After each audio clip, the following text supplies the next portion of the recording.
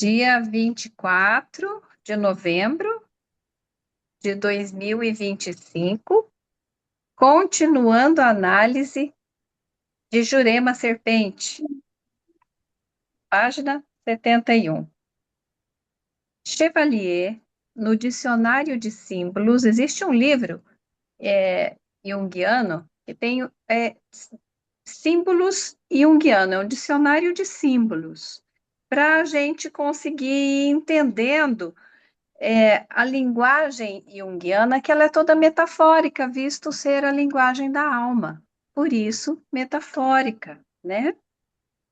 Então, nesse dicionário, eu coloquei aqui o que ele diz, o que ele entende, né, como símbolo, a serpente.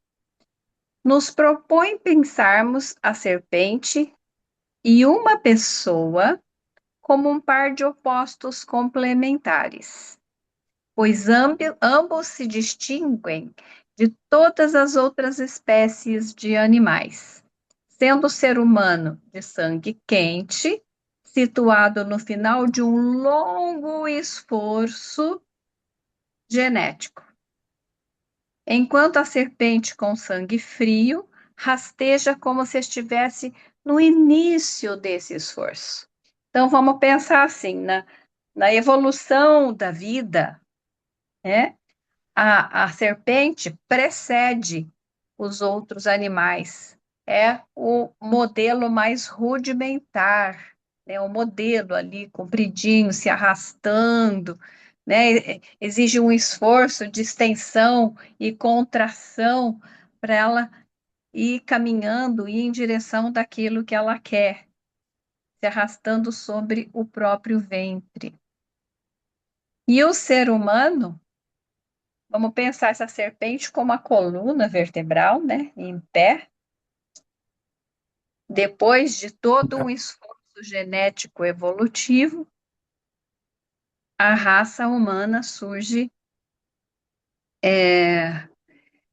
fazendo o complemento desse ciclo de evolução de raças, né?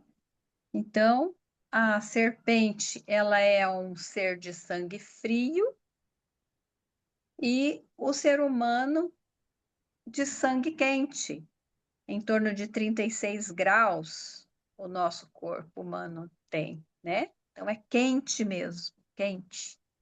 Começa como frio e vai para o quente. E então a gente vai entendendo, dentro do que a gente vai ler hoje, esse ciclo de evolução. Um carrega aspectos sombrios e luminosos do outro, um causa encanto e horror ao outro. Então, quando a serpente vê o ser humano, ela fica, ao mesmo tempo que paralisada, olhando, seguindo com os olhos, e às vezes com a cabecinha dela, né? Fascinada por aquela figura, que é a sombra dela, que quem se arrasta quer se levantar, né? Entrando pessoas. Quem se arrasta quer, se cansa de andar se arrastando. Então, quer uma outra forma de existir. E então ela fica fascinada por aquele modelo e também desesperada de horror com a possibilidade de ser atingida por ele. Boa noite, Ângela, bem-vinda. A serpente vive nas profundezas da consciência, como algo terrível que se move silenciosamente e nos alcança através de frestas escuras. O que está dizendo aqui? Na nossa consciência, no profundo da nossa alma, existe como que uma serpente fria quando a gente quando temos um relance, um pensamento, somos tomadas por uma emoção. Boa noite, Simone. Tomados por uma emoção, por um pensamento, por uma ideia. algo que nos atinge, sobe aquele frio, né? Que é o que a gente chama de serpente. Tem alguma coisa ali, tem algo ali que precisa ser conhecido, algo desconhecido que nos traz uma aflição, ou um encantamento, ou um fascínio, ou um horror, ou as duas coisas. Sabe quando a gente quer muito uma coisa e depois tem medo de enfrentar aquilo? Por exemplo, isso, né? É o fascínio e é o horror ao mesmo tempo. Sendo imprevisível, por trás sensação de vida e morte. É o próprio princípio que simboliza a vida e a morte que perspassa todas as gerações. Então, Chevalier diz assim: a serpente visível só aparece, portanto, como uma breve encarnação de uma grande serpente invisível, causal, atemporal, senhora do princípio vital e de todas as forças da natureza. É um velho Deus primário que reencontramos a origem de todas as cosmogêneses antes que as religiões do espírito a destronem. O que está falando? Essa serpente, essa sensação que nos acomete, que nos abate, de horror e fascínio, por exemplo, ela aparece, aquela sensação é como se fosse o começo de algo muito grandioso. Aquela sensação, ela é uma expressão sentida, né? Expressada no nosso corpo, na nossa alma, na nossa mente. Então, ela está ali, presente fisicamente, como uma ideia de algo muito maior que está por vir ou que está começando a acontecer. Então, por exemplo, o casamento. Quando estamos prestes ao dia do nosso casamento, aquilo traz um fascínio, vai envolvendo.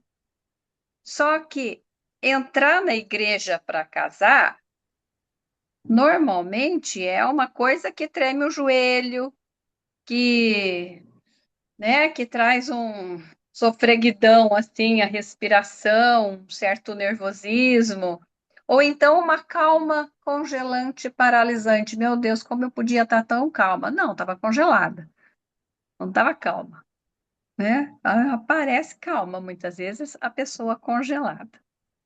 Então, e esse congelamento mostra que é o início de um ciclo, sabe? Mãos frias, pés frios, né? As extremidades frias, é o início de um ciclo que está se movendo ali. E ele começa como uma serpente, que é fria, apontando para a grande serpente, que é aquela bênção divina de cumprir um ciclo inteiro. Então, no começo, a serpente, na bênção, o ser humano ali respirando em pé, corpo aquecido, cheio de vida, né? Satisfeito, realizado por realizar um ciclo a mais na vida. Isso se chama Uroboros. Ali no grupo eu coloquei o desenho do Uroboros, né? A serpente engolindo a própria cauda, né? Que é o símbolo do Uroboros, que é esse processo de vida e morte que nós passamos sempre. É a morte presente na vida, quando você está sofrendo alguma coisa, sentindo que precisa mudar uma situação. Então, no exemplo do casamento, por exemplo, que eu tinha dado aí, depois de um tempo, vê-se que aquele não é um casamento e que virou um problema na vida. O casamento deveria ser uma realização, um final de união, né? Trazer uma realização pela união, e de repente ele traz uma separação até de nós mesmos. Deixamos de ser nós mesmos, né? Então, é algo que precisa ser resolvido, ser derrubado, ser transformado. E esse ciclo de dissolução de um casamento é um ciclo. Você fica apavorada diante da ideia de pensar nisso, né? Mas na medida que essa serpente vai devorando ali os problemas, a consciência vai assimilando a ideia e resolvendo a situação para salvar a nossa vida. Daí, da morte, nasce a nova vida, que é o novo ciclo. Esse é o Uroboro. Jurema encontra a serpente, como que abraçando a criação num círculo contínuo, que impede a sua desintegração. Então, a Jurema, lembra? Quando ela encontra a serpente, ela está deprimida. Ela acabou de fazer 100 anos. Ela olha pro riacho e cai uma lágrima. E quando cai aquela lágrima, ela se defronta com a serpente. E é uma serpente imensa. É o Uroboros terminando o seu ciclo. E ali ela encontra o seu espelho, né? Ela se vê terminando uma grande missão, né? Aí ela consegue enxergar tudo o que ela cumpriu e que isso a transformou. Então, impede a sua desintegração, porque as pessoas que se vão, elas ficam muito mais presentes na nossa vida.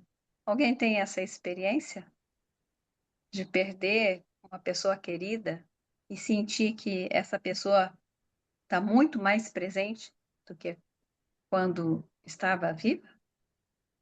Porque está o tempo todo aqui, ó, na memória, né? Todos os dias, é uma presença diferente. É o uroboro, ele simboliza manifestação e absorção cíclica.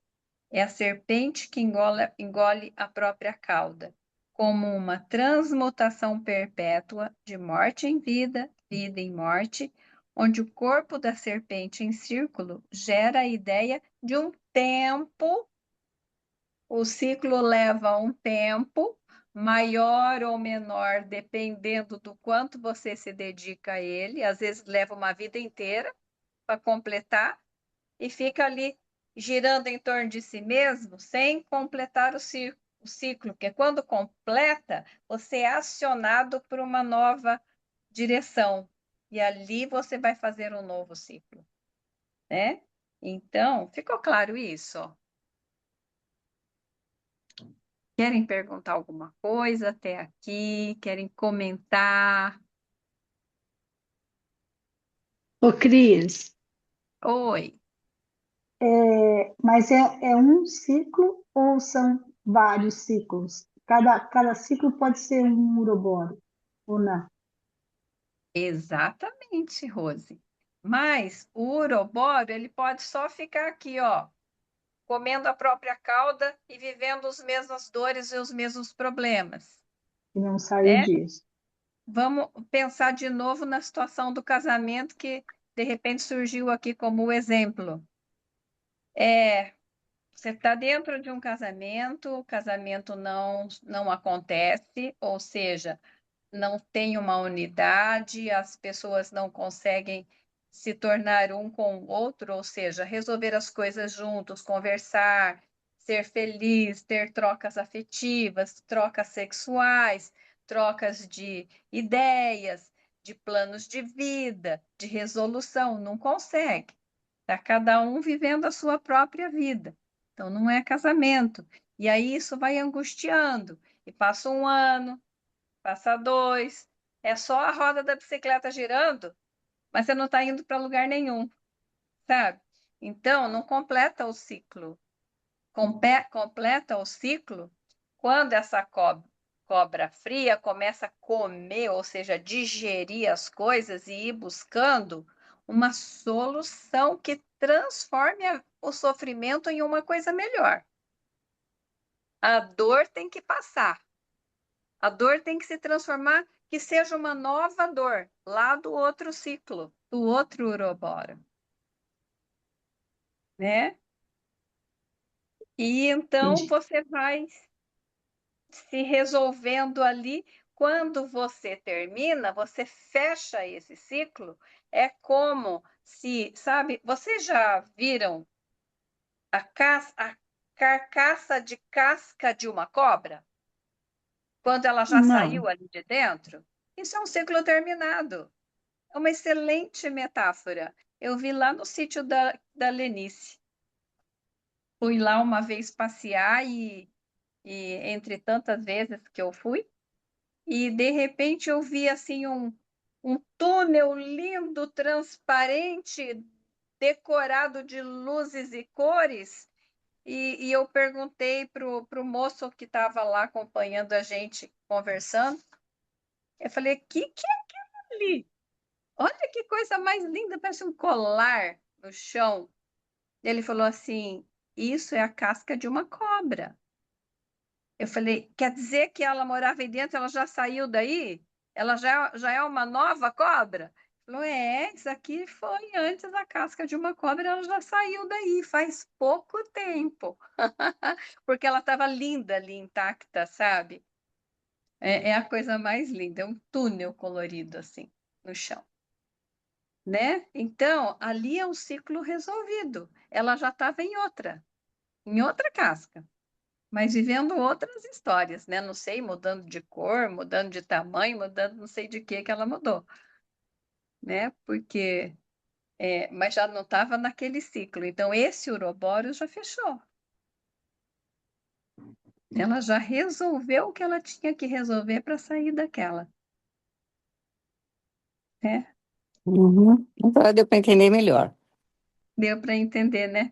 É. E na nossa vida, hein? Qual é a casca de cobre que a gente já deixou para trás? O que isso lembra? O que isso lembra para você? As dores deixadas porque foram vencidas.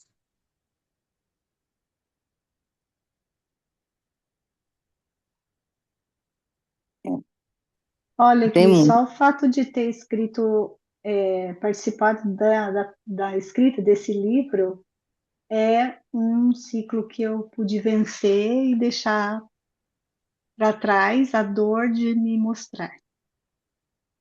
A dor de me mostrar. E transformou em quê, Rose? Transformou, é, não sei, mas não é mais proibido me mostrar. Não Uhum. sou mais proibida de me mostrar. Por mim Isso. mesma. E não é proibida, então é o Tenho a permissão de ser eu a mesma. permissão. O ciclo da proibição terminou e iniciou-se o ciclo da permissão, Isso. né? Esses são os opostos que se complementam. Que se não tem proibição, não chega a permissão, porque não tem nem consciência do que quer, né? Então, quando tem algo que é a nossa dor, qual é a minha dor, né? Quando eu tenho uma dor, o que seria o novo ciclo? O que curaria essa dor? Como seria a minha vida sem essa dor resolvida? Né? Então, a Rose traz um exemplo lindo aí, né? A dor de me mostrar terminou e começando a minha permissão ao me mostrar.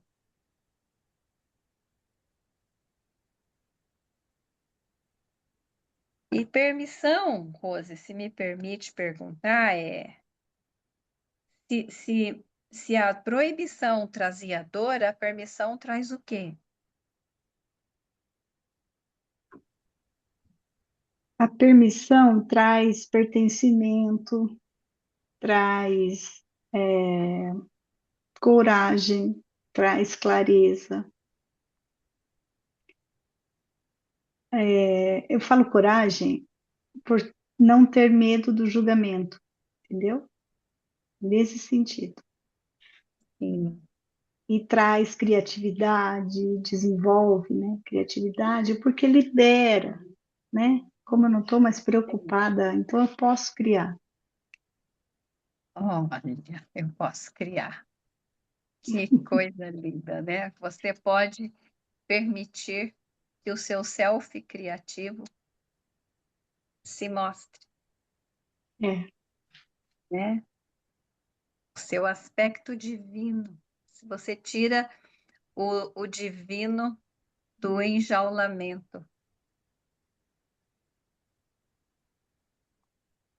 Que interessante isso, né? Que lindo, lindo, lindo. Bom, nosso livro, Contos Terapia, ele está na segunda tiragem. E em 2026, nós vamos para a segunda edição. Quando a gente faz uma nova edição, nós fazemos uma revisão do que foi escrito e é o momento de você arrumar alguma coisa, aumentar, diminuir, ter um processo criativo em cima da obra que já foi editada. É esse o momento que a gente faz isso. Eu já comecei a revisão para a nossa edição de 2026, a nova edição. Nós vamos ter que, em 2026, editar o livro novamente, no lugar de fazer uma tiragem. E nesse momento poderemos mexer em algumas coisas. Então, eu já comecei a mexer. Estou contando aqui em primeira mão, né? Porque ainda vou falar com as coautoras sobre isso. Já falando. E então eu vou colocar algumas pontuações que eu fiz desse aspecto do Ouroboros que vai para o novo livro, tá bom? Então, tá aqui, ó, escrita a caneta, bem para mim elaborar, vou na caneta que ela elabora junto, né? Então, nesse aspecto do Ouroboros, que eu sei que é um pouco complexo para entender, né? Então, eu quis falar um pouco mais desse aspecto. Nós nascemos com uma capacidade de desenvolver as nossas forças para nos reerguer diante de situações de trauma, de perda, de aniquilamento, de sofrimento, seja qual for ele e do tamanho que ele tiver. Então, nós já nascemos com essa capacidade de superação. Ela está em nós. Nesse livro, ela é simbolizada pelas asas. Nós já nascemos com asas para alçar o nosso voo, para nos tirar de situações que nos deixam a nossa vida empacada e adoecendo. Quando a gente para num ciclo, a gente vai adoecendo nele. Nestas situações, mobilizamos forças psíquicas profundas, que é o nosso self arquetípico. Na psicanálise, isso é entendido como pulsões primárias do id. Aqui a gente está fazendo análise junguiana, então nós falamos do self arquetípico, para superar o desamparo e a fragmentação deixada pelo sofrimento. Sofrimento psíquico profundo. É alguma coisa que às vezes começou lá na infância. Eu tenho 50 anos, 60 anos, enfim, e ainda vivendo aquela dor, aquele ciclo que não muda, que os problemas se repetem, né? Então, isso vai fragmentando o nosso ego, a nossa personalidade, a nossa estrutura, a nossa força interior. Mas para que isso não aconteça, essa fragmentação, nós precisamos vencer alguns mecanismos de defesa. Os mecanismos de defesa foram estudados por Freud e toda a psicologia, inclusive a junguiana, utiliza os mesmos termos freudianos de mecanismos de defesa, que podem, esses mecanismos de defesa, sabotar o nosso processo de superação. Como, por exemplo, existem vários mecanismos de defesa, não é o caso de falar deles aqui, agora, mas eu vou falar de algum aqui. Como, por exemplo, o mecanismo de defesa de acomodação. Sabe quando a gente fala mesmo? Ah, está acomodado. Realmente, é um mecanismo de defesa. A gente não se acomoda porque é gostoso ficar acomodado lá, confortável na vida e não mexer um dedo para mudar nada. Mas porque a pessoa que está acomodada, ela não está reunindo forças, ela não está conseguindo, ela não pode, ela não consegue juntar forças para sair daquela situação, porque aquela situação dói muito se ela ficar olhando e ela nem olha. Ela só vive um dia após o outro, sabe? Quando fala assim, estou empurrando a vida com a barriga. Então, é um mecanismo de estar acomodado ali naquele limiar mais baixo da dor, que se eu olhar vai doer muito mais, eu não vou aguentar. Quando era criança, o meu avô, ele fez muito, foi que no livro eu conto a história que ele foi um soldado da Primeira Guerra Mundial, né? Combatente. Então, ficou para o serviço dele, da família, fazer as piores coisas, viu? Cachorrinho que ficava louco era ele que matava, sabe? Criança que tinha tumor era ele que espremia. E então, quando algum requinho tinha um tumor na bunda, porque antes todo mundo tinha tumor na bunda, sumiram os tumores na bunda, né? Vocês tiveram tumor na bunda? Oh, sim, Tiveram, né? Eu também. muito. E quando alguém tinha tumor na bunda, era o vorreco que ia espremer. Quando se deslocava um braço, um pé, era ele também que dava o torção. Então ele fazia as coisas que ninguém fazia, né? E aí, quando vinha aquele tumor, a criança, a Requinha, o Requinho, já ia se escondendo, sabe? Mas não conseguia sentar, né? Então a mãe logo percebia e falou assim: Ih, minha filha, meu filho, eu tenho que chamar o vorreco. Não, não, porque era uma dor muito grande.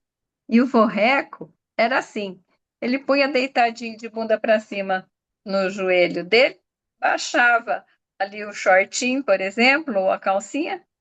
Pegava, punha a mão e falava: Calma, que já saiu, eu nem fiz nada. Aí a criancinha relaxa.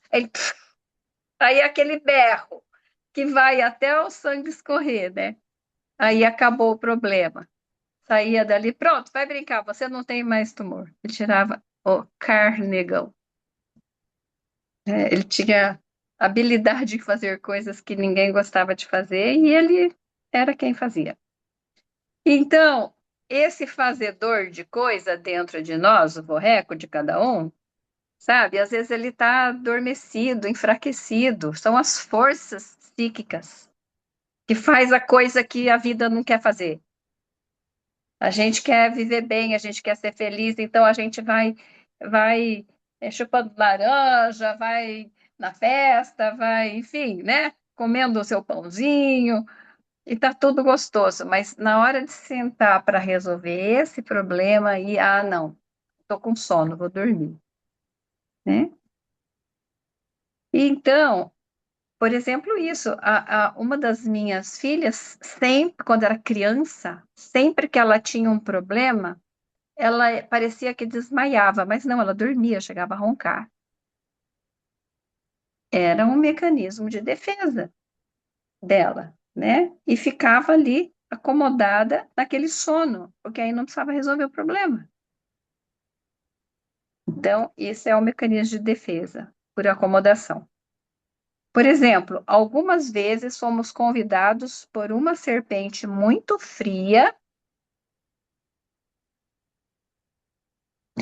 que, ao atravessar a dor emocional do desamparo, do constrangimento profundo, do abandono, da aniquilação da alma por qual causa que for, ela, a serpente fria, congela a dor e deixa ali o seu veneno. Então, estou dizendo aqui que às vezes a gente está diante de um sofrimento, e esse sofrimento quando estamos com fraqueza psíquica, começa uma espécie de congelamento, pode ser na barriga, né? Pode ser um suor frio, pode ser o gelo das mãos ou dos pés, que isso parece mais fácil de suportar do que o sofrimento em si. Então, é como se uma serpente fria ficasse ali naquele lugar do corpo, congelando, né, a alma. Mas ela deixa ali o seu veneno. E este, por sua vez, atua minando as forças internas que escondem a dor do sofrimento. Mas no lugar traz outras dores que serão mais suportáveis. Então, tira a dor do sofrimento e deixa, por exemplo, uma dor de cabeça, que é mais suportável do que enfrentar o sofrimento, entende? Ou uma dor no corpo, que o corpo inteiro dói, mas não fiz nada, por que que dói? Ou uma dor que trava aqui a cabeça, o pescoço, ou uma dor de estômago, que médico nenhum acha nada naquele estômago, né? Normalmente são dores que não se acham causas. Aí tentaremos remediar, né? Tomar remédio. Por exemplo, a fibromialgia, as gastrites, as dores de cabeça, enfim. Aí você toma o remédio, mas sem sucesso, porque aquela dor volta, ela precisa voltar. A serpente fria está lá,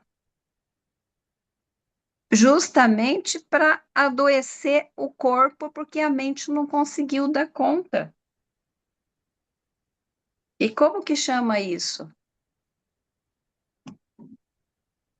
Esse processo da serpente fria ficar ali. Somatização. E isso, muito bem, Ângela. É uma somatização, é uma psicossoma. Se a mente não dá conta, vai somando no corpo.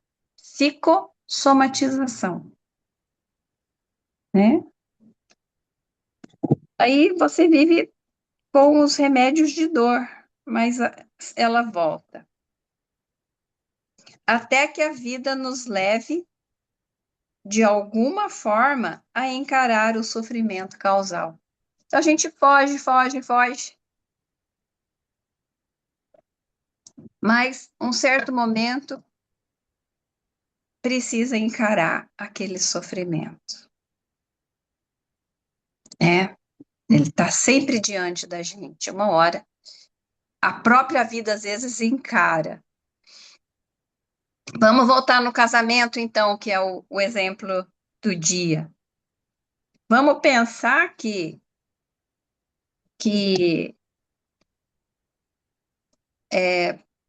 não acontece uma coisa tão grave suficiente para se separar e não acontece uma coisa muito boa para justificar estar casado. Olha que situação, é a própria serpente fria, né?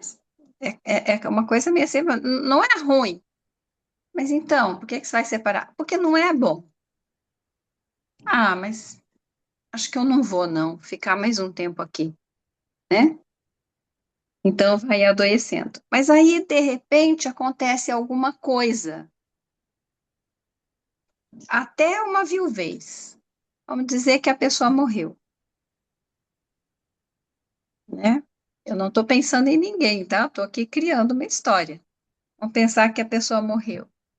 Aí a vida trouxe a separação. E se não encarava de um jeito, vai ter que encarar de outro, né? Ou a vida traz de outra forma, traz uma traição, apaixonamento, ou traz uma violência, né? A pessoa começa a violentar fisicamente, moralmente, enfim, até que até que uma hora se enfrenta a situação ou morre, né? Então já não tem mais escolha, já se tornou social o problema, né? Bom, então as dores poderão desaparecer totalmente, ou apenas diminuir caso já tenha adoecido os ossos ou algum órgão. Quer dizer, se demorar muito tempo para fechar o ciclo, a serpente que não conseguiu ir devorando os problemas, vai devorando o próprio corpo, né? Então, que é a psicossomática. E aí? Alguém já passou por isso? Não, né?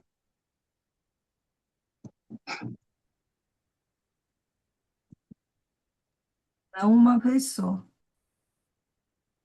Quem está falando? Não vi. Eu, Cris. A Simone. Passou uma vez, Simone? Não uma vez só. Ah, não, uma vez só. Não, uma vez só. Eu acho que é um bom momento para a gente poder olhar, né? Porque, olha, tô até lembrando, né? Quando eu comecei a minha profissão, né? Como psicóloga, eu fui trabalhar em hospital, fiz estágio em hospital e tal, 3 hospitais diferentes. E aí eu percebi, né, que as pessoas iam lá cheias de problemas, mas eles estavam no corpo. Em geral, as pessoas que se somatizam muito, elas não conseguem, parece que fica tudo no corpo, elas não conseguem fazer uma relação com a vida emocional, afetiva, né, com o processo de vida. E aí, assim, por que não olhar para esse corpo sofrido também, já que está ali, né? Porque já que o corpo assumiu a, como é que fala? A autoridade ali naquele caso, né? A gente tem que Isso, ir, autoridade. né? E entender o que esse corpo está dizendo, né? Não tentar É, consertar ou criticar ou julgar, ah, mas por que que você fez isso? Você não sabe.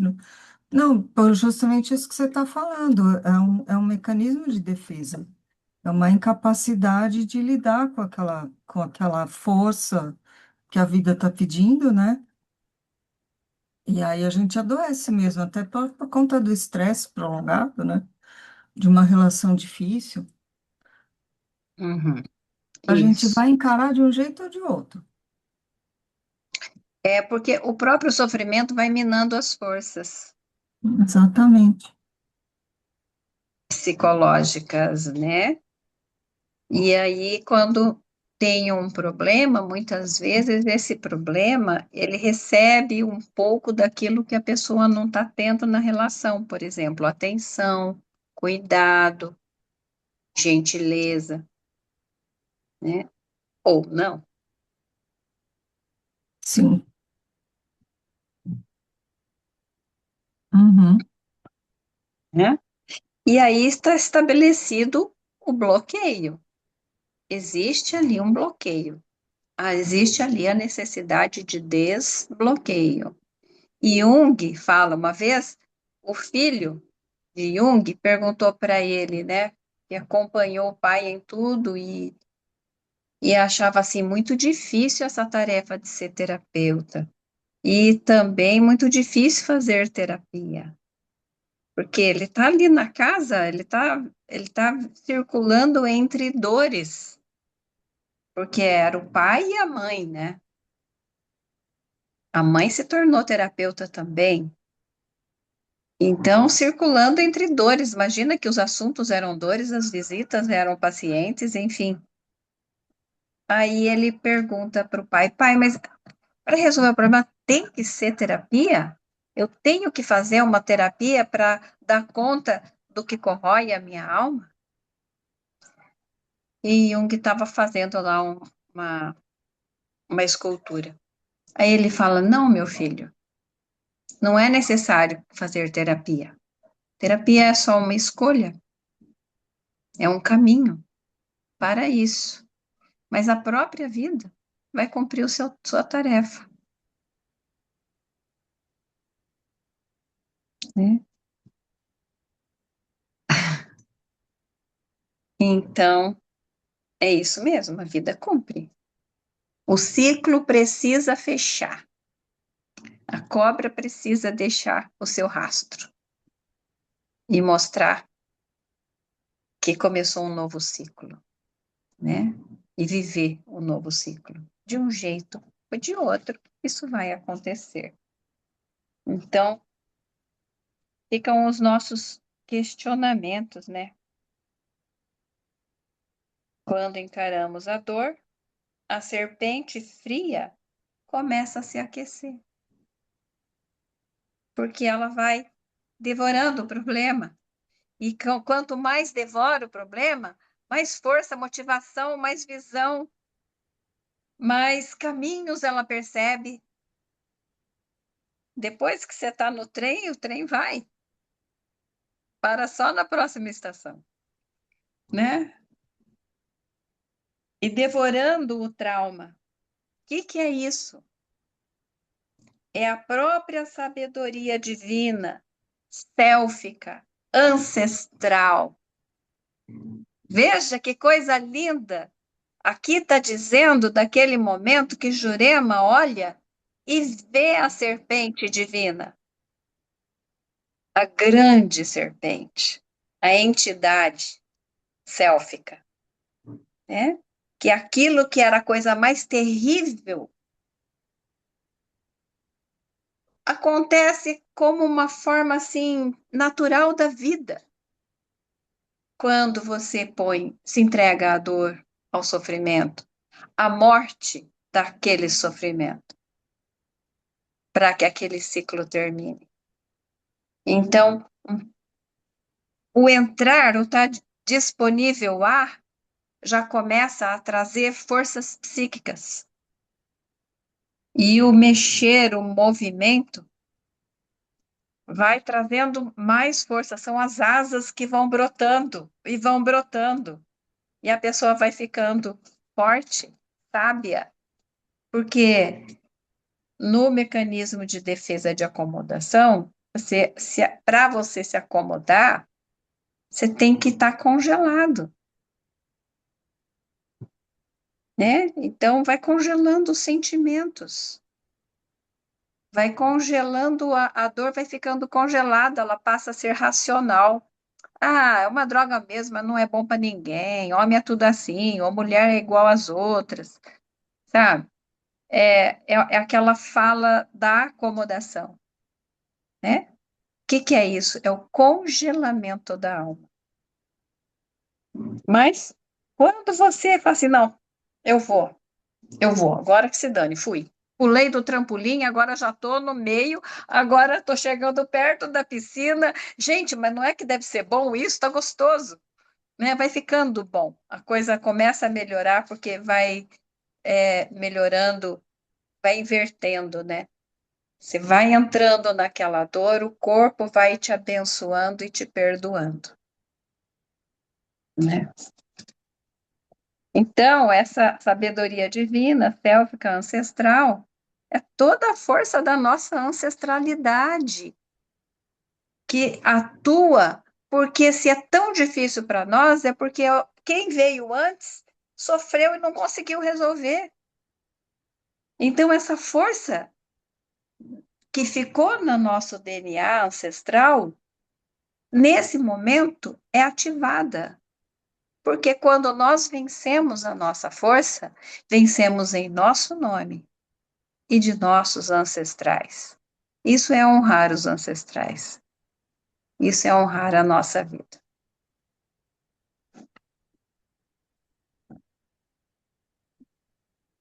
Então, essa força que reside em nós e na natureza, ela vai realizando o ciclo urobórico. A resistência que nós tivemos antes, que nos levou a desenvolver inconscientemente, porque não é escolha, é que se eu não faço, meu inconsciente tem que fazer alguma coisa com aquilo.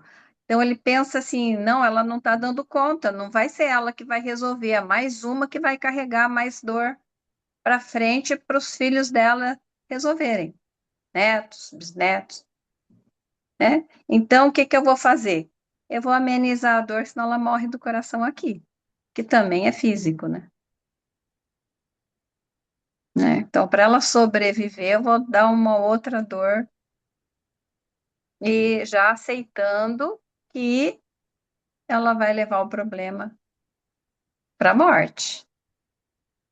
Então, o sistema inconsciente, ele trabalha para proteger a gente dessa dor. Só que é uma troca. Tá, então tá. Então, vive com essa outra dor, né? A natureza, ela quer ser ouvida. E é por isso que esse veneno vai ter que trazer dor para alguma parte do corpo.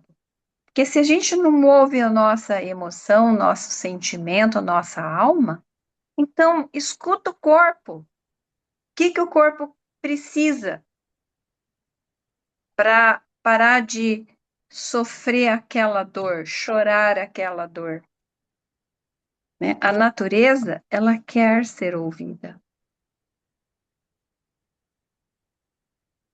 E como a gente ouve a natureza?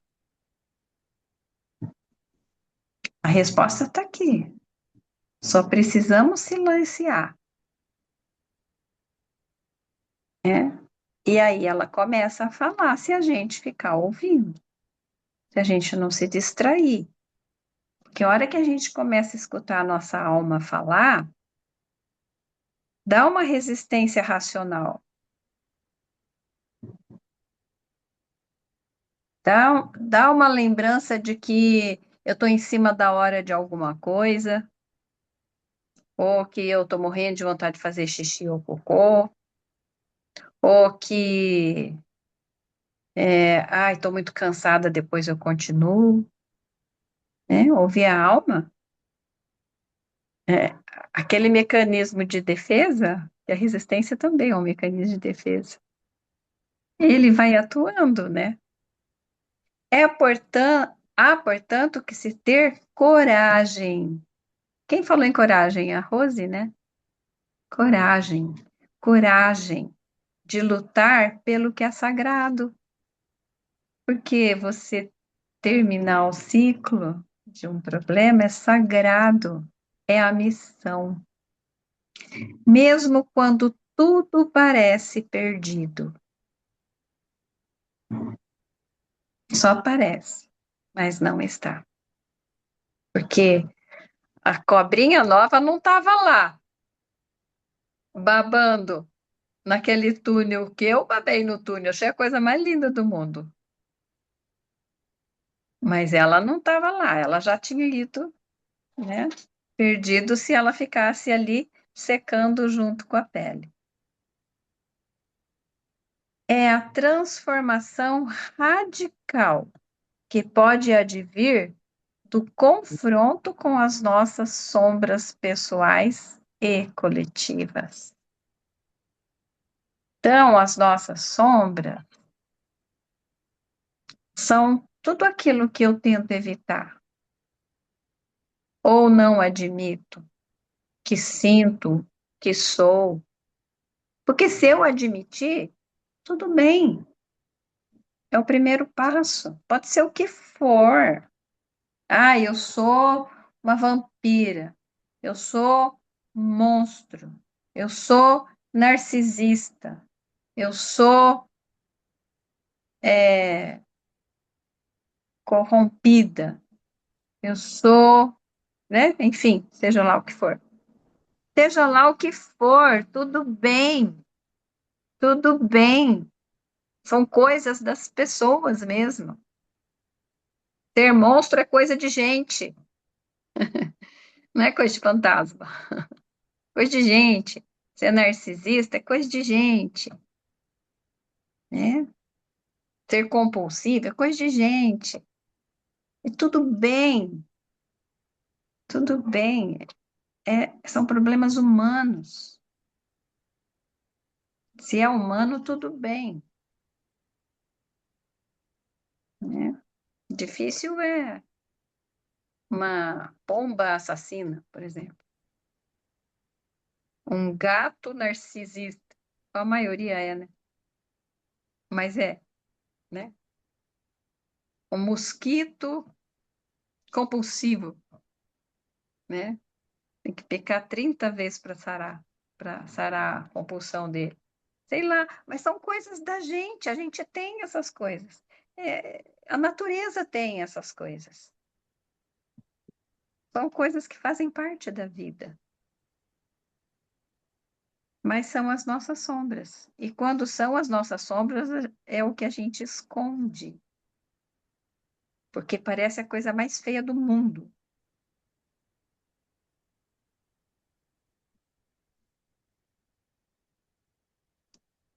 Ou sombra coletiva.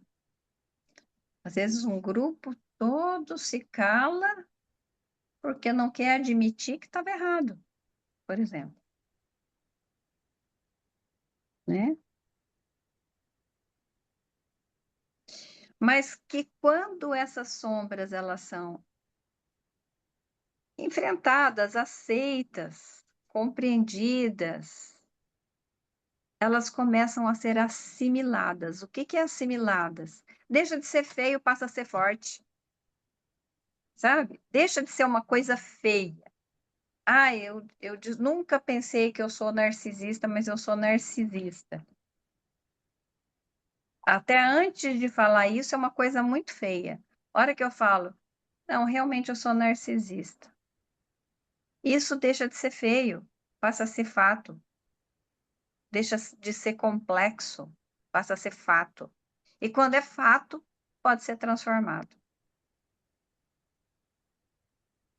Então, quando eu aceito, começa a fazer uma assimilação dessa força. Assimilar é essa. Eu deixo de usar a força de esconder para usar a força para atuar. É redirecionar.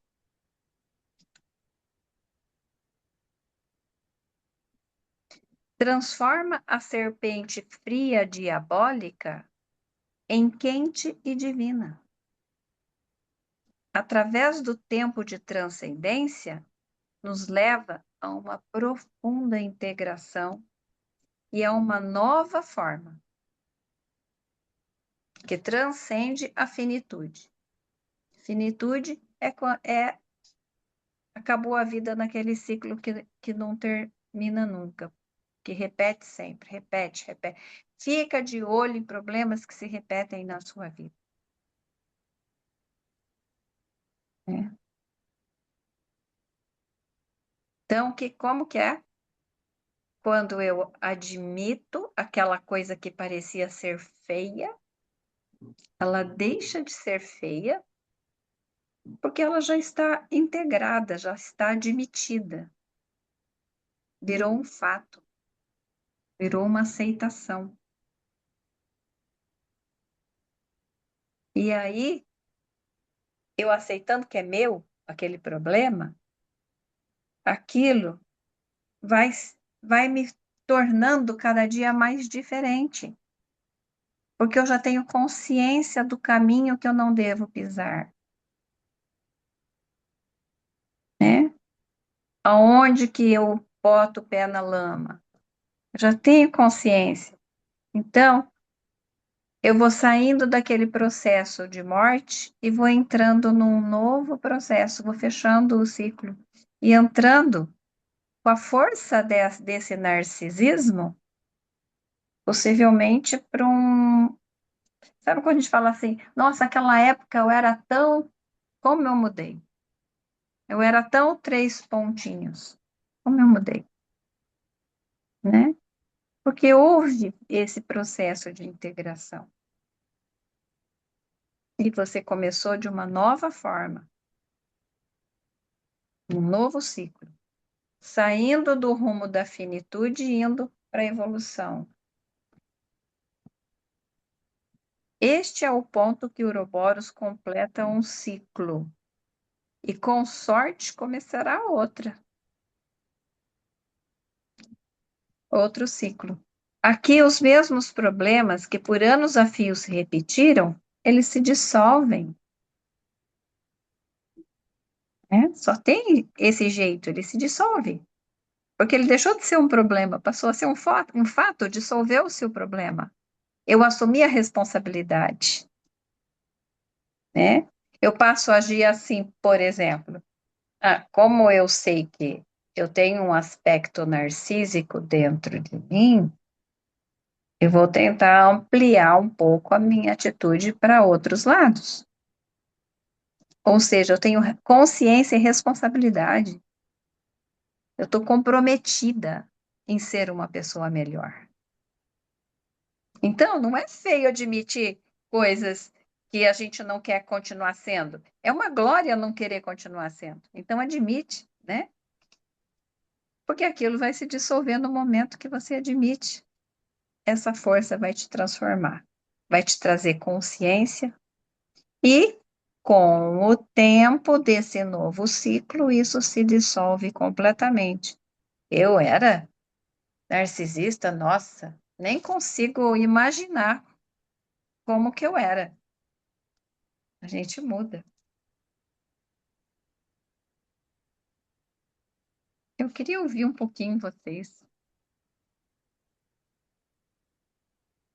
A gente tem tempo, um pouquinho de tempo ainda.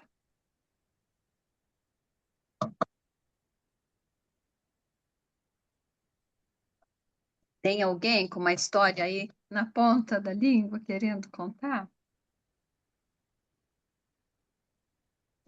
Começar a dissolver? Ou contar o que já foi dissolvido?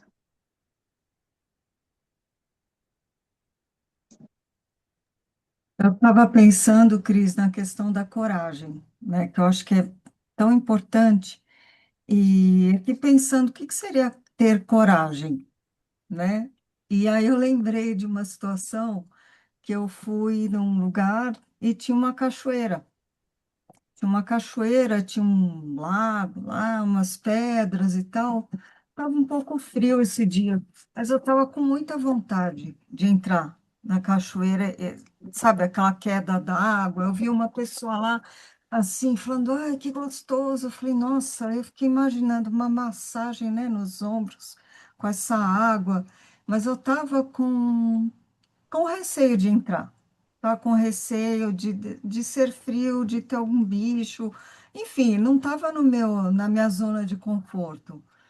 Mas aí eu pensei, bom, das duas, uma. Ou eu vou vencer esse medo, eu vi que não era uma coisa perigosa também, era uma questão, estava até. Ou então eu vou ficar com essa vontade, vou ficar com essa vontade, não vou ter essa experiência e estou perdendo essa chance. Aí eu fui, né? E foi realmente muito legal, né? Eu acho que foi um momento de coragem. E aí tem outras coisas, mas aí eu estava pensando que a coragem não é quando você faz algo que é fácil para você. Ah, eu gosto disso, mas eu tenho maior facilidade. Aí tá mamão com açúcar. Agora, quando você quer algo, deseja algo, mas tá um pouco difícil, mas você quer muito e você vai precisar vencer algumas resistências, aí eu acho que é a coragem que tá pedindo coragem, né? O que você acha? Sim, sim. Tem alguma resistência aí que está engolindo a coragem, né? Sim, você precisa vencer isso. Quer dizer, o que que É, vai vencer?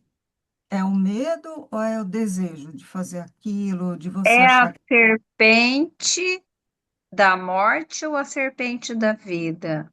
É a serpente fria que vai comer a minha coragem ou a serpente quente que vai dissolver o meu congelamento? Uhum,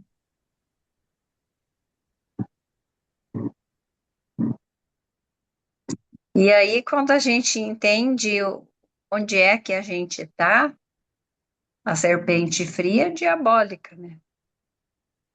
A serpente quente é a ressurreição, é você conseguir ter uma vida nova, sim,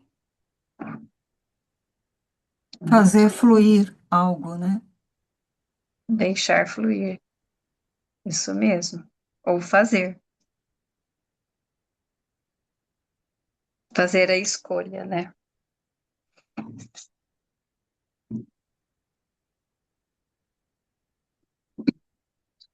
Aí, então, voltando aqui no livro, Jurema encontra a serpente como que abraçando a criação num círculo contínuo que impede a sua desintegração.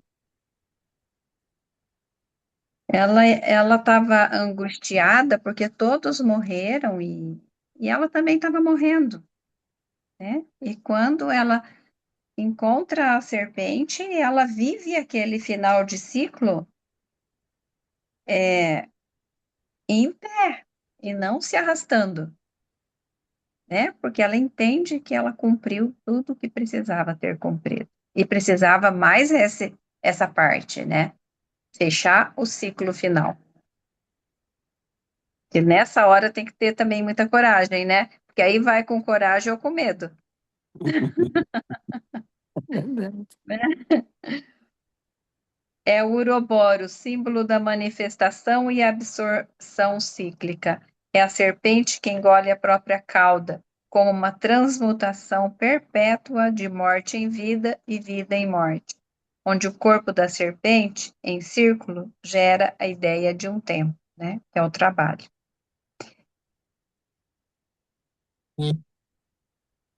Quero propor para você que está lendo agora esse capítulo um exercício tal qual acontece em algumas tribos indígenas. Com frequência nessas tribos, alguém tem um problema, ou ocorre um problema de ordem natural ou social. O que acontece nas tribos indígenas? Elas se reúnem, discutem a situação e com o pajé decidem o que fazer. Procure contar esse conto para algumas pessoas. Converse sobre Jurema e a serpente, agora que você entende, né, quem são elas. Amplie essa conversa e veja sobre o que este conto conta e do que ele dá conta. Tenho certeza que será uma aventura a cada reflexão. Deixe o imaginário voar em torno desses temas. para onde o conto aponta na sua história.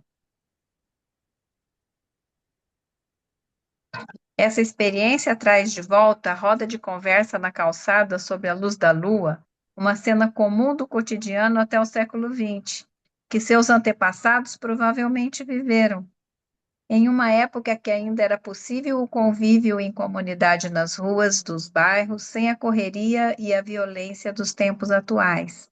Ali essas histórias ganhavam vida. Quem aqui sentou na calçada, ou levou cadeira para a calçada para contar histórias à Uhum. noite antes de dormir?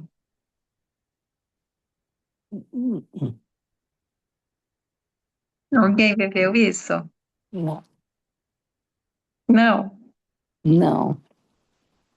Cris, Eu tenho lembranças disso ainda na minha infância, que eu morava numa cidade pequena, Assis, estado de São Paulo, e lá, quando dava assim, mais ou menos umas 7 horas, 7h30, todo mundo tinha acabado de jantar já em todas as casas dos vizinhos. E aí, a novela começava às 8. E então tinha um tempo para ir pegar uma cadeira e sentar lá fora. E sempre tinha um vizinho ou outro com cadeira lá fora. E às vezes as crianças vinham e brincavam de mãe da rua, de pique, de não sei o quê. E às vezes a novela ficava esperando, porque aquilo era cheio de vida. Eu me Melhor, lembro, né? eu me lembro disso.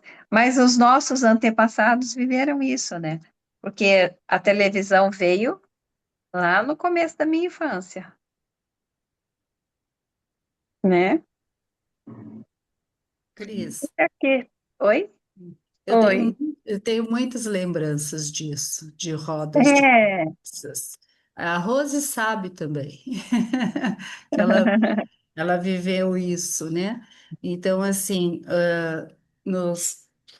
na nossa geração, né, os antepassados, os nossos tios, né, mais velhos, o meu avô, é, eles tinham, o meu avô tinha a única televisão da redondeza dos sítios todos, né? Então as pessoas vinham até a casa dele para assistir o Jornal Nacional. Acho que era o Jornal Nacional, era uma, né, coisa de notícias. Noticiário. É. E daí, depois disso, então elas ficavam ali, né, e conversavam um com o outro. E nós éramos crianças, a nossa participação era permitida embaixo da mesa. Era engraçado. Nós só podíamos ficar em silêncio e embaixo da mesa. E daí nós escutávamos, né, a conversa dos adultos, era bem interessante isso. E em outras épocas também, outra coisa coletiva que existia era a reza. Eles se juntavam para rezar. No caso, né, nós somos católicos, então eles se juntavam para rezar o terço. Vinha Aham. as famílias todas de volta, né? Às vezes 4, 5 famílias se juntavam e daí era uma coisa meio que mensal, assim, sabe? Eu não sei qual, tinha um ciclo lá, uma periodicidade, mas eu não me lembro qual era. E aí, então, rezavam e depois desse terço, então tinha uma bebida quente, não sei se era um chocolate quente, era uma coisa gostosa. A gente gostava do terço por causa do depois. E aí os adultos então ficavam lá naquelas rodas, né, conversando, contando muitos causos. E eu acho que coisas até inventadas, sabe? Mas O ficavam. importante era falar. O negócio era falar. Então eu escutei muitas histórias, histórias até de fantasmas, histórias de sobrenaturais, sabe? E Sim. isso foi muito comum na nossa vida. E este final de semana nós estivemos reunidos em família, né, os primos todos e os 3 tios remanescentes, que nós só temos 3 tios atualmente. A Rosa estava comigo, né? Esteve aqui em Maringá e tal. E foi uma repetição exata disso, sabe? Rodas e mais rodas, né? Formaram assim rodinhas aqui, rodinhas ali, e todo mundo contando e relembrando essa fase da infância, né? E contando as coisas que viveu. Foi muito enriquecedor esse momento, muito mesmo. Eu voltei, saí de lá ontem, assim, com o coração preenchido. Então, assim, coração preenchido e com algumas interrogações, assim, né, de histórias que foram contadas lá que eu não tinha conhecimento, né, de nossos antepassados, irmão do meu avô, irmãos da minha avó, né, que aconteceu assim, o assado. Então, eu acho, bastante interessante isso. E eu acho rico, sabe? Muito rico. Esses momentos são, acho que eles têm um efeito bastante curativo, assim. Uhum. Remete a uma integração, Sim, é a muito curativo mesmo. muita São coisa. rituais, os rituais, a alma precisa de viver rituais. É. E sabe que eu vou te contar uma outra coisa que eu observei, assim, sabe? Eu estava na organização desse evento agora, então as pessoas me procuravam para falar coisas, né? E no primeiro dia, na primeira noite, né, na sequência, logo em seguida da primeira noite, muitas pessoas tiveram desarranjos, sabe? Ficaram com dor de barriga ou passaram mal, sabe? E não havia motivo para isso, porque a primeira eu até fiquei bem preocupada. Eu falei, nossa, mas será que a comida não foi, né, bem feita? Fiquei repassando tudo, né? Será que tem alguma coisa que possa, né? Porque, assim, não- nós estávamos num número bem grande mesmo, em torno de 50 pessoas, mas eu, quatro ou cinco relataram esses desarranjos. Mas os 45 restantes, vamos dizer assim, não. Então, o que me remeteu, assim, que não era algo com a comida. Não podia ser, né? E aí eu achei, né, ouvindo você falar agora, eu acho que foi o gelado da serpente, sabe? Então, Aliás, a cobra quente, a serpente quente, começou a dissolver coisas. eu Porque a diarreia é um solútil na alquimia, o solútil é uma dissolução, algo que se dissolve, que se torna líquido. Uhum. hum, Diarreia é isso, né? Coisas se dissolvendo na família, nas gerações. Então, eu achei bem interessante. Teve uma até que vomitou, sabe? Olha, E, e teve uma crise de labirintite. E aí eu falei, mas que interessante, parecia uma coisa assim meio coletiva, sabe? Acho que no início foi um medo, e isso foi do primeiro dia, né? E depois as coisas foram acalmando, acalmando, acalmando, e aí houve um bem-estar geral no último dia.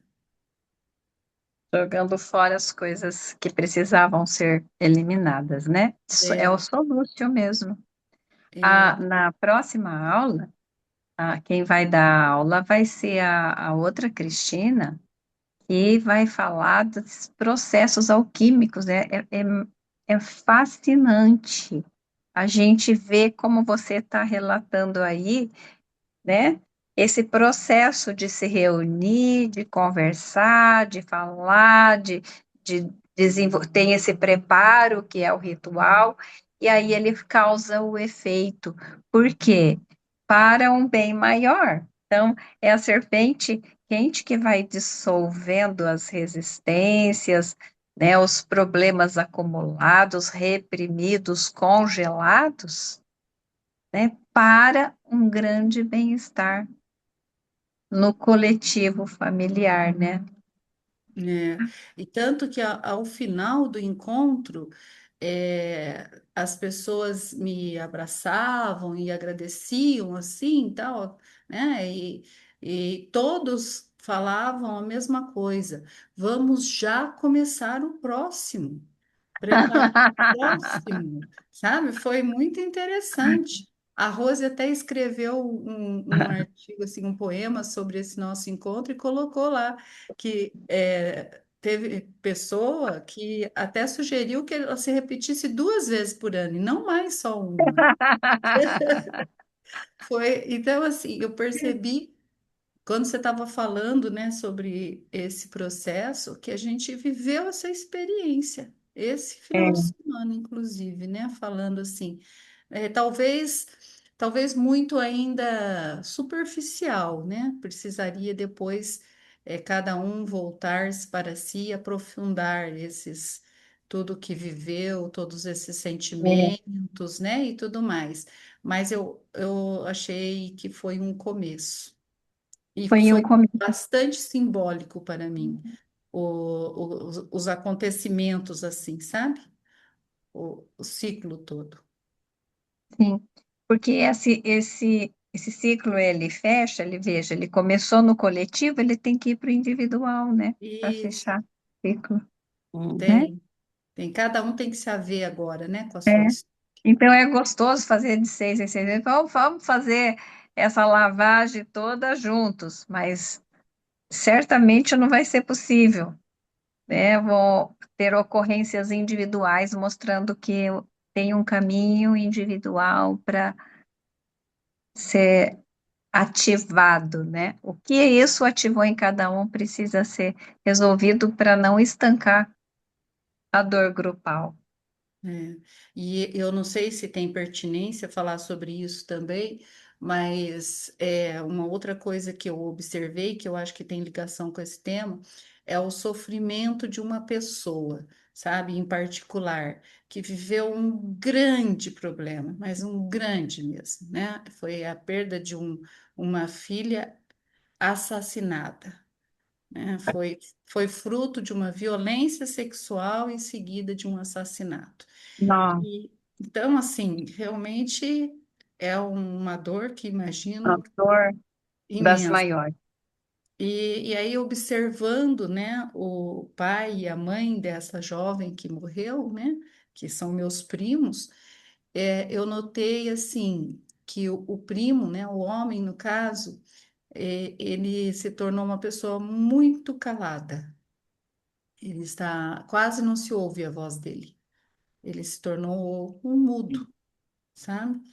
E a mãe, ela tá tão estereotipada assim, que ela parece que ela está na idade da filha que faleceu. Ela regrediu, sabe? E ela tá igualzinha a uma adolescente, sabe? Uma jovem assim, né? E aí eu observei isso de longe, e então agora, né, trazendo para esse tema de hoje, eu vejo assim que quando a gente se recusa a viver esse ciclo, né, porque há pessoas que não vão, né, viver. E aí você falou, a natureza vai se encarregando, né? Então, assim, eu vi que são pessoas que ficaram presas pela dor, né, pela imensa dor, e aí os sinais estão ali, estão, estão muito presentes. E acho que tá, né? Eu não sei qual que é, Veja o processo antagônico, né? Parece que o pai quer ir com a filha e a mãe quer trazer a filha de volta. nem tinha pensado isso, mas agora faz todo sentido o que você está falando. O pai emudeceu e a mãe, a gente usa aquele termo, né, meio chulo, né? Enlouqueceu, doidinha de pedra. E Não, ela está só lutando para dar a própria vida para a filha, é né? verdade. Dentro de uma fantasia, de uma possibilidade de que isso trouxesse a filha de volta. E o pai se calou como se fosse, né, o morto, junto com a filha, né? Se ela morreu, eu morro junto, né? Mas o que eu fico pensando é assim, que nem todo mundo faz esse ciclo, né? Fica parado ali. Olha, o ciclo de morte é luto, precisa viver o luto, né? Enquanto não vive o luto, olha aqui, vou ler um pedacinho mais da parte da folha, que é o que vai para o novo livro, né? Esse conto dá conta da dança complexa entre a consciência e o inconsciente, entre o ego e o self. Dá conta da elaboração do luto, do desamparo, se ele aconteceu na infância ou se arrasta a- trazendo a alma a uma regressão até a infância. Né? No caso, ele arrastou a alma da mãe, trazendo uma regressão até a idade da filha. Ele dá conta da elaboração do luto e do desamparo infantil através da identificação com símbolos de poder. Dá conta do desejo de que a alma tem de fusão primordial, voltar para o tempo feliz, para o paraíso, e da busca por um estado de totalidade. E nos lembra que, mesmo nas maiores perdas, reside a semente de transformação, que pode nos levar a encarnar a própria força da vida. Então, esse é um processo, veja, já estava escrito aqui quando você falou, né? Mas é um processo da consequência natural de você não viver o luto, né? Não conseguir entrar. A dor é tão forte que a pessoa prefere morrer, ou a dor é tão forte que a pessoa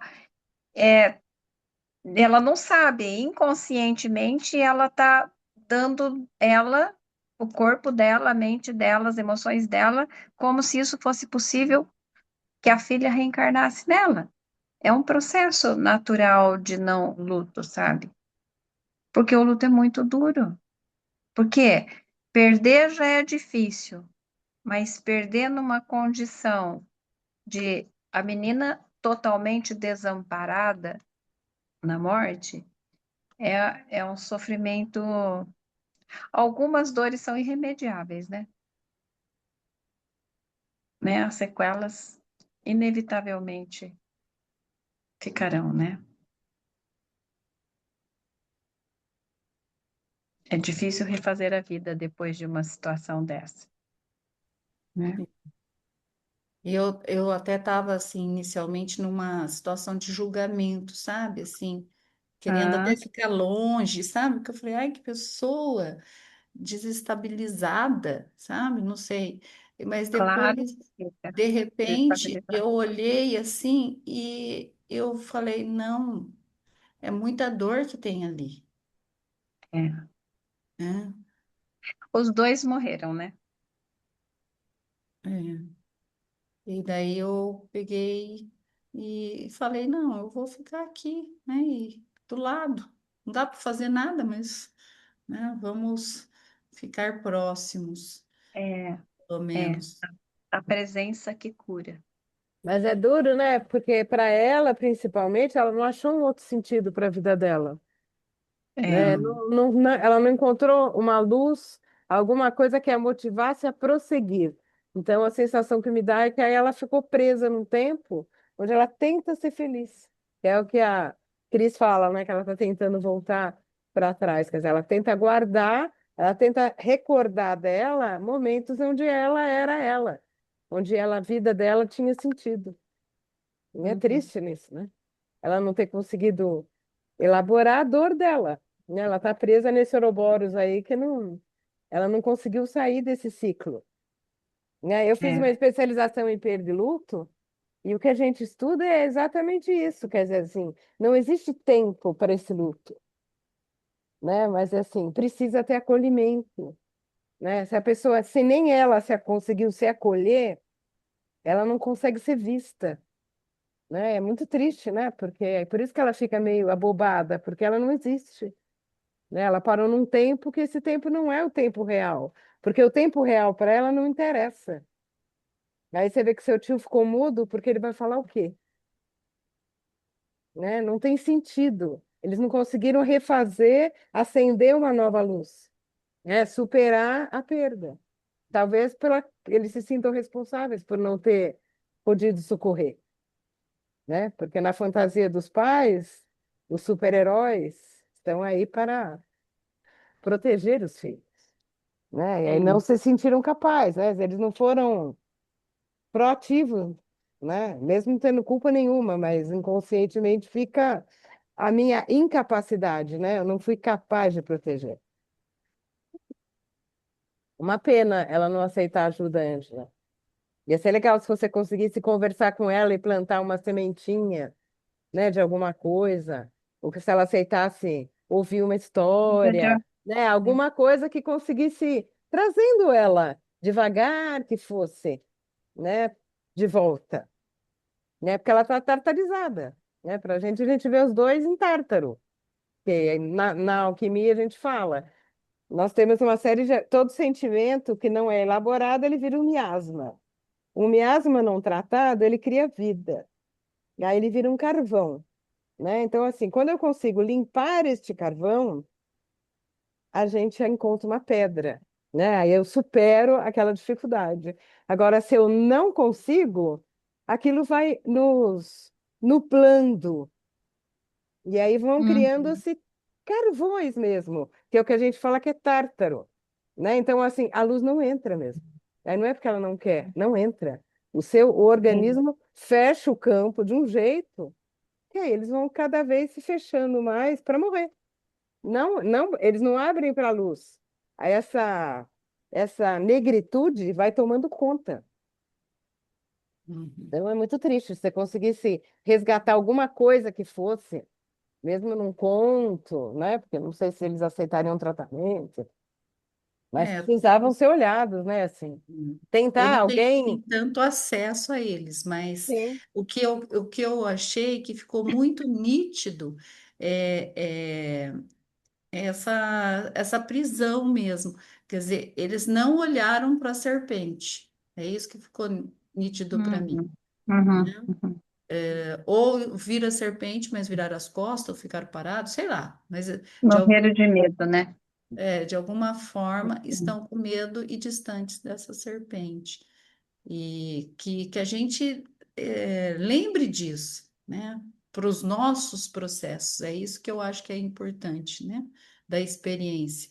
O que que é que eu não estou querendo enxergar? O que que é que eu não estou querendo mexer? O que que eu não estou querendo? Qual a dor que está me congelando hoje? Acho que essa, vamos dizer assim, é o questionamento que eu estou me fazendo, pelo menos. Uhum. Sim. E a vida vai fazendo, porque, olha, né, a Laís sugeriu a sementinha, outra pessoa vai, as pessoas vão batendo na porta, né? As pessoas vão batendo. Olha, vamos num grupo de oração comigo. Olha, vamos numa festa não sei do quê. Ó, vamos numa reunião para a gente conversar. Vamos num grupo de contoterapia. Vamos fazer isso. As pessoas vão, o social, o coletivo, aliás, ele vai abraçando o individual quando o individual não dá conta, né? Hum, Até que esse individual chega lá no momento que começa a fazer o processo.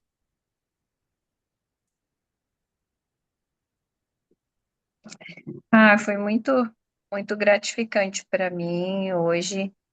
Espero que tenha sido para vocês também, né? A gente está encerrando por aqui e deixo minha gratidão, meu grande abraço para cada uma, viu?